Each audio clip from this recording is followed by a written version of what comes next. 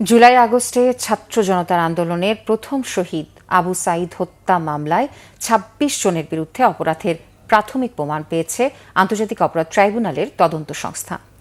আটক ৪ জনকে গ্রেফতার দেখিয়ে কারাগারে পাঠানো হয়েছে। প্রসিকিউশনের আবেদনের পরিপ্রেক্ষিতে মামলার তদন্ত শেষ করতে আরও ২ মাস সময় দিয়েছে ট্রাইব্যুনাল। নাবিল জাহাঙ্গীরের রিপোর্টে বিস্তারিত।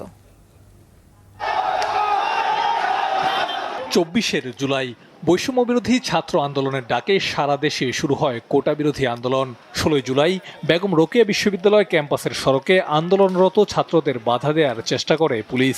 এ সময় শান্তিপূর্ণভাবে পুলিশের সামনে বুক চিতিয়ে দুহাত প্রসারিত করে দাঁড়িয়ে যান সাহসী আবু সাঈদ, কিন্তু নির্মমভাবে কাছ থেকেই তার ওপর গুলি চালায় পুলিশ। জুলাই আন্দোলনের প্রথম শহীদ হন আবু সাঈদ। এ ঘটনায় আন্তর্জাতিক অপরাধ ট্রাইব্যুনালে শেখ হাসিনাকে প্রধান আসামি করে মামলা করা হয়। ২রা মার্চ ২ পুলিশ সদস্য সহ ৪ জনকে হাজির করার নির্দেশ দেন ট্রাইব্যুনাল।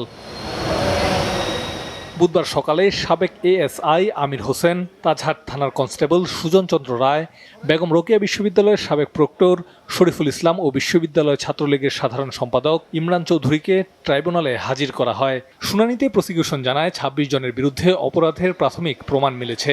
পরে তদন্ত শেষ করতে আরও ২ মাস সময় দেয় ট্রাইব্যুনাল। আমরা তদন্ত রিপোর্টের জন্য যে সময় চেয়েছি সেটা ট্রাইব্যুনাল মঞ্জুর করেছেন। আমরা 15/6 পরবর্তী দিন ধার্য হয়েছে। ২৬ জনের বিরুদ্ধে প্রাথমিকভাবে এখন পর্যন্ত আমরা অভিযোগ পেয়েছি। আমাদের তদন্ত প্রায় শেষ পর্যায়ে। আশা করছি আমরা পরবর্তী ধার্য তারিখে রিপোর্টটা দাখিল করতে পারব। এছাড়া কল্যাণপুরের জাহাজবাড়িতে জঙ্গি সাজিয়ে ৯ জনকে হত্যার মামলায় সাবেক আইজিপি AKM শহীদুল হক, সাবেক ডিএমপি কমিশনার আসাদুজ্জামান মিয়া ও মিরপুর জোনের সাবেক ডিসি জসিমউদ্দিন মোল্লাকে একদিন করে জিজ্ঞাসাবাদের অনুমতি দিয়েছে ট্রাইব্যুনাল। ওনাদের জিজ্ঞাসাবাদের ডেট যদিও এটা ২০, ২১, ২২ 3টা দিন ধার্য হয়েছে। 3 দিন আমরা ডেট ঠিক করবো কাকে কবে জিজ্ঞাসাবাদ করব। একদিন করে। জি। জুলাই অভ্যুত্থানে হত্যাকাণ্ডের ঘটনায় আন্তর্জাতিক অপরাধ ট্রাইব্যুনালে ২৩টি মামলা হয়েছে। এর মধ্যে 3টি মামলার খসড়া প্রতিবেদন চূড়ান্ত পর্যায়ে রয়েছে। নাবিল জাহাঙ্গীর, বাংলা ভিশন, ঢাকা।